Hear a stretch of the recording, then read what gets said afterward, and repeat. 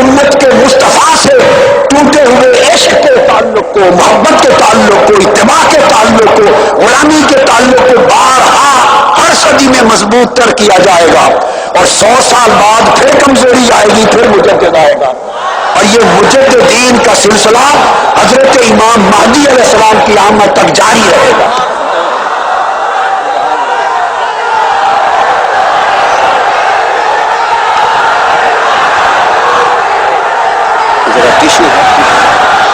Tissue دے دیں۔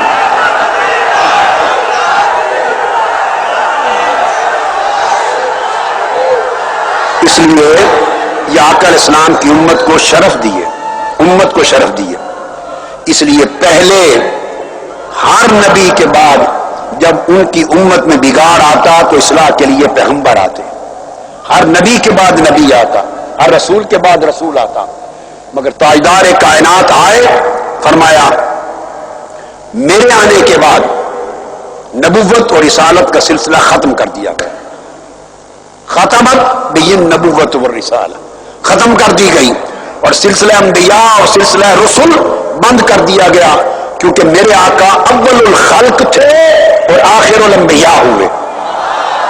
تخلیق میں، کائنات میں سب سے پہلا نور مصطفیٰ کا تھا، اور ظہور میں سب سے آخری نبوت اور رسالت مصطفیٰ کی تھی۔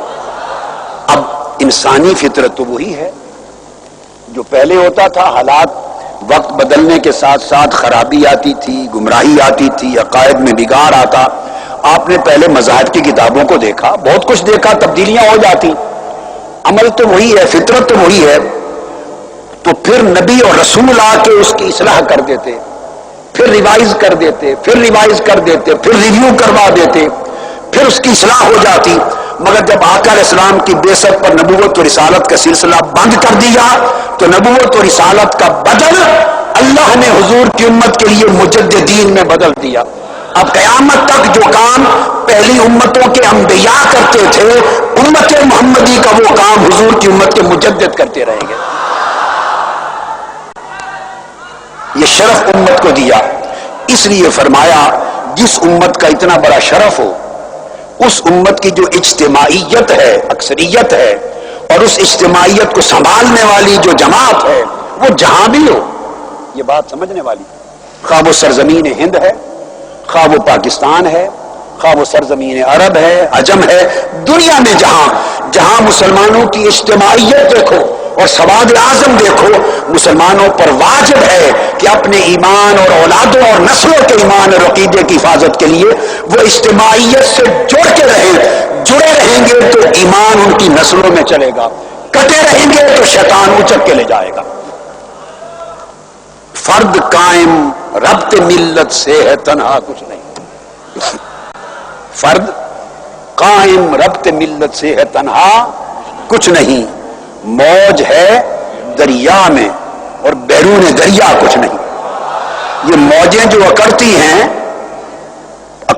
اور بڑے بڑی کشتیوں کو ڈبو دیتی، اور دریاؤں بڑے بڑے شپس کو، جہازوں کو ہلا دیتی ہیں، اتنی طاقت ہوتی ہے نا موجوں میں، اتنی طاقت ہوتی ہے۔ وہ موج جو طوفان بپا کرتی ہے، جہازوں کو ڈبو دیتی ہیں، اگر وہ اکٹھی ہوتی ہیں طاقت کے ساتھ تو جہاز الٹ جاتے ہیں۔ اگر وہ موج ایک ہو جائے اور سمندر سے باہر نکل جائے تو پانی بن کے بکھر جاتی ہے، اس کی حیثیت کوئی نہیں رہتی، حیثیت نہیں رہتی۔ یہی ایسی ایک قدرت کا یہ نظام ہے، نظام قدرت ہے، نظام فطرت ہے۔ اس لیے آقا علیہ الصلوۃ والسلام نے فرمایا اور اب پہچان دی، صاف ظاہر ہے کہ ساری امت تو یکجا نہیں ہو سکتی، یہ تو پاسبل نہیں کہ پوری امت اور کوئی مسلمان وہ سارے ایک اجتماعیت میں جمع ہو جائیں، یہ تو ہوتا نہیں، یہ تو ہوتا نہیں۔ میں بھی پوری دنیا میں سفر کرتا ہوں اور میں شرق تا غرب مسلمانوں کو میں نے زندگی میں یہ کبھی نہیں کہا کہ تم منہاج القرآن میں شامل ہو جاؤ، میں نے کبھی نہیں کہا کہ منہاج القرآن ہی واحد ایک جماعت ہے جو تمہارے ایمان اور عقیدہ کو بچائے گی۔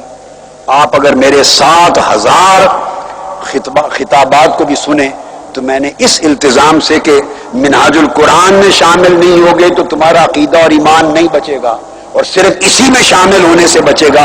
یہ کلمہ آپ نے میری لائف کے 30 سال میں کبھی نہیں سنا.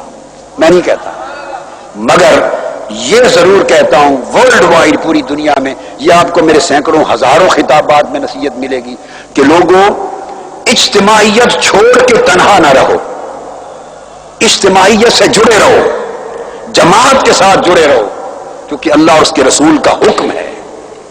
تنہا رہو گے تو نہ اپنا عقیدہ بچا سکو گے، نہ اپنے بچوں کا، نہ اپنے مفادات کی حفاظت کر سکو گے، نہ خیر محفوظ ہوگی. جڑو. اب سوال پیدا ہوتا ہے کہ جڑیں جماعت کے ساتھ، تو کون سی جماعت؟ میں کہتا ہوں عقل و دانش سے کام لو. جو جماعتیں آپ کو دستیاب ہوں ہر ایک کو دیکھ لو، جو جہاں دین اور ایمان اور عقیدہ کی حفاظت اور دنیا اور دین کے دونوں معاملات کی جہاں سب سے زیادہ بہتری اور حفاظت کی امید نظر آئے، اس سے جڑ جاؤ، اس سے جڑ جاؤ. یہ نصیحت میری ہمیشہ ہوتی ہے. مگر یہ کہ بکھر جائیں گے تو کاٹ دیے جائیں گے. اس لیے آقا علیہ السلام نے فرمایا، عبداللہ ابن عمر رضی اللہ تعالیٰ عنہ کا ارشاد، آقا علیہ السلام نے فرمایا قال قال رسول اللہ صلی اللہ علیہ وسلم لا یجمع اللہ هذه الامة على الضلالة ابدا. امام حاکم نے مستدرک میں اور امام ترمذی نے جامع الصحیح اپنی سنن میں فرمایا اللہ پاک پھر میری اس امت کو کبھی گمراہی پر جمع نہیں کرے گا. اور گمراہی پر جمع نہ ہونے کا مطلب کیا؟ فرمایا ید اللہ علی الجماع، اللہ کی حفاظت کا ہاتھ ہمیشہ جماعت کے اوپر ہوتا ہے. اب آقا علیہ السلام نے یہ نہیں فرمایا کہ ایک ایک بندے پر ہوتا ہے، تنہا تنہا ٹکڑوں پر ہوتا ہے، نہیں. فرمایا ید اللہ علی الجماع، اللہ کی حفاظت کا ہاتھ ہمیشہ جماعت پر ہوتا ہے. اچھا پھر سوال پیدا ہوتا ہے کہ وہ جماعت کیا ہے، کون سی ہے؟ فرمایا فاتبعوا السواد الاعظم فانه من شذ شذ فی النار. جو سب سے اکثریتی جماعت ہو اس کو سواد اعظم کہتے ہیں، اس کے ساتھ جڑ جاؤ. جو اس سے الگ ہوا ایک ایک کر کے وہ جہنم میں جائے گا. آقا علیہ السلام نے گویا اس کی تعریف کر دی، انٹرپریٹ کر دیا. پھر آگے اس کی مزید وضاحت کر دی کہ سواد اعظم کسے کہتے ہیں، جماعت کسے کہتے ہیں، اکثریت.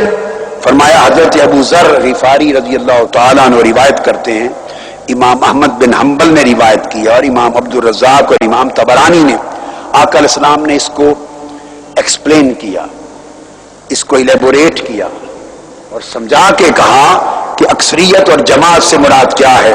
انہ قال اثنان خیر من واحد، ایک طرف دو ہوں ایک طرف ایک، تو ایک سے دو کا جمع ہونا بہتر ہے. وثلاثۃ خیر من اثنین، تین ہوں تو وہ دو سے بہتر ہیں. واربعۃ خیر من ثلاثہ، جدھر چار ہوں وہ تین سے بہتر ہیں. تین مثالیں دے کر میجورٹی اکثریت کا جب بیان کر دیا تو پھر فرمایا فعلیکم بالجماع، اس کو جماعت کہتے ہیں، اس کو لازم پکڑو، اس کے ساتھ رہو. ان اللہ لن یجمع امتی الا علی ہدی، اللہ میری امت کو اس طرح سوائے ہدایت کے گمراہی پر جمع نہیں ہونے دے گا. یہ آقا علیہ الصلوۃ والسلام نے ایک بنیادی تعلیم دی، بنیادی ارشاد فرمایا امت مسلمہ صلی اللہ علیہ وسلم کے لیے. اب سیدنا مولا علی المرتضیٰ کرم اللہ وجہہ الکریم وہ ارشاد فرماتے ہیں، بسم اللہ الرحمن. اور یہ حدیث آپ سے مروی سنن ابی داود میں ہے اور مصنف ابن ابی شیبہ میں. سیدنا علی المرتضیٰ رضی اللہ تعالیٰ عنہ ارشاد فرمایا، بڑا خاص میسج ہے مولا علی المرتضیٰ کا. فرمایا ان الاسلام ثلاث اساس، لوگوں کے اسلام کی بنیاد تین چیزوں پر ہے. اسلام کی بنیاد، نظام اسلام کی بنیاد کتنی چیزوں پر ہے؟ تین چیزوں پر. اب اندازہ کر لیں سگنیفیکنس اتحاد کی اور جماعت کی کیا. فرمایا الایمان والصلاۃ والجماعہ، تین چیزوں پر نظام اسلام کی بنیاد قائم ہے. ایک ایمان پر، ایک نماز قائم کرنے پر اور ایک جماعت کے ساتھ جڑے رہنے پر. جماعت کے ساتھ جڑے رہنے پر. یہ نماز، اس سے مراد نماز با جماعت نہیں ہے، جماعت کے ساتھ جڑے رہنا اور نماز با جماعت بھی اسی تصور جماعت کا حصہ ہے کہ اکیلے نماز پڑھیں تو عبادت تو تب بھی ہو رہی ہے، اور جماعت کے ساتھ پڑھیں تو تب بھی وہی عبادت ہے، بلکہ فرق اتنا ہے کہ اکیلے پڑھ رہے تھے تو سب کچھ قرآن کی تلاوت بھی کر رہے تھے، اور جماعت سے پڑھ رہے ہیں تو چپ کے کھڑے ہوئے بول بھی کچھ نہیں رہے، نہ سورہ فاتحہ نہ کوئی اور سورت، امام پڑھے جا رہا ہے۔ باوجود اس کے اکیلے پڑھنے کا جو ثواب تھا با جماعت پڑھنے میں وہ 27 گنا بڑھ گیا۔ فرق کیا ہوا؟ وہ 27 گنا ثواب بڑھ گیا اسی نماز کا۔ اس میں کیا بنیادی پوائنٹ آف ڈفرنس تھا؟ وہ یہ کہ وہ تنہا تھی، یہ جماعت کے ساتھ تھی، تو اللہ نے اجتماعیت کو اتنا بابرکت بنایا۔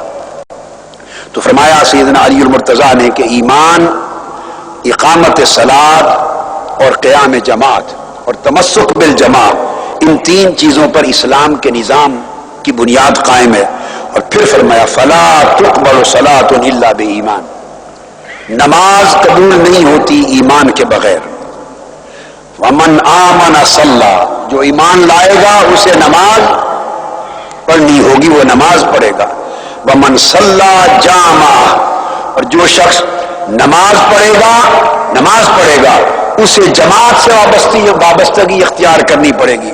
اور پھر فرمایا ومن فارق الجماعۃ قید شبر فقد خلع ربقۃ الاسلام من عنقہ، اور جس شخص نے جماعت سے ایک بالشت پر بھی علیحدگی اختیار کر لی، گویا اس نے اسلام کا پٹا قلادہ اپنی گردن سے اتار دیا۔ تو اسلام میں اتنی سخت تعلیم ہے اتحاد پر، اجتماعیت پر اور جماعت پر۔ پھر سیدنا ابو ہریرہ رضی اللہ تعالیٰ عنہ، پھر ان سے بھی یہی مروی ہے جسے امام مسلم نے روایت کیا کہ آقا علیہ السلام نے فرمایا ان اللہ یرضی لکم ثلاثا ویکرہ لکم ثلاثا، اللہ تعالیٰ تمہارے لیے 3 چیزوں کو پسند فرماتے ہیں اور 3 چیزیں ناپسند فرماتے ہیں۔ جن کو پسند کیا فیرضی لکم ان تعبدوہ، وہ 3 چیزیں کیا ہے؟ ایک، اللہ چاہتا ہے، پسند کرتا ہے کہ تم اس کی عبادت کیا کرو۔ ولا تشرکوا بہ شیئا، دوسری چیز چاہتا ہے کہ اس کے ساتھ شرک نہ کرو۔ وَإِن يَعْتَصِمُوا بِحَبْلِ اللَّهِ جَمِيعًا وَلَا تَفَرَّقُوا، اور تیسری چیز اللہ پسند کرتا ہے کہ اللہ کی رسی کو اجتماعیت کے ساتھ تھام لو اور ٹکڑوں ٹکڑوں میں نہ بٹو۔ اور 3 چیزیں جو اللہ ناپسند کرتا ہے، وَيَكْرَهُ لَكُمْ قِيلَ وَقَالَ، یہ جو کڑ کرنا اور قیل و قال کرنا اور بحث و تمیز کرنا، تکرار کرنا، چھوٹی چھوٹی بات پہ جھگڑا کرنا جس سے پھوٹ پیدا ہو جاتی ہے، اللہ اس رویے کو ناپسند کرتا ہے۔ اس کی بجائے وسعت قلب اور برداشت اور ایک دوسرے کو سننے کا مادہ پیدا ہونا چاہیے۔ وکثرت السوال، اور کثرت کے ساتھ سوال کرنا، اس کو اللہ ناپسند کرتا ہے۔ وَإِضَاعَةَ الْمَالِ، اور مال کو بیجا ضائع کرنا، بیجا ضائع کرنا، خیر کے لیے نہیں ضائع، اللہ اس کو ناپسند کرتا ہے۔ اور پھر آقا علیہ الصلوۃ والسلام نے اور سیدنا فاروق اعظم نے اور بہت سے صحابہ نے ایک طریقہ نظام اسلام کا وضع کیا، اور اس حدیث کو ابن سعد نے طبقات میں اور کنز العمال میں روایت کیا گیا۔ ابو جعفر روایت کرتے ہیں سیدنا فاروق اعظم سے، فرمایا تشاوروا فی امرکم، اپنے امور کے فیصلے میں باہم مشورہ کیا کرو۔ فإن كان اثنان واثنان، اگر مشورے میں 2 کی رائے تقسیم ہو جائے، 2 ایک طرف اور 2 ایک طرف، یہ ڈیموکریسی ہے۔ اس سے بعض لوگ مجھ سے پوچھتے کہ جمہوریت کی اساس کیا ہے اسلام میں؟ یہ حدیثیں جتنی سنا رہا ہوں کہ 2 1 سے بہتر، 3 2 سے بہتر، 4 3 سے بہتر، یہ ڈیموکریسی کی فاؤنڈیشن ہے اسلام میں۔ تو جمہوریت کی، اصل جمہوریت کی بنیاد آقا علیہ الصلوۃ والسلام نے دنیا میں رکھی۔ اصل جمہوریت کے عملی بانی اور فکری بانی تاجدار کائنات صلی اللہ علیہ وآلہ وسلم ہے۔ فرمایا مشورہ کیا کرو، اگر 2 تقسیم ہو جائیں تو فرجعوا فی الشورى، پھر شورا میں جاؤ، پارلیمنٹ میں جاؤ اور شورا سے فیصلہ لو۔ وَإِن كَانَ أَرْبَعَةٌ وَإِثْنَانَ فَوْزُوا صِنْفَ الْأَكْثَرَ، اگر ایک طرف زیادہ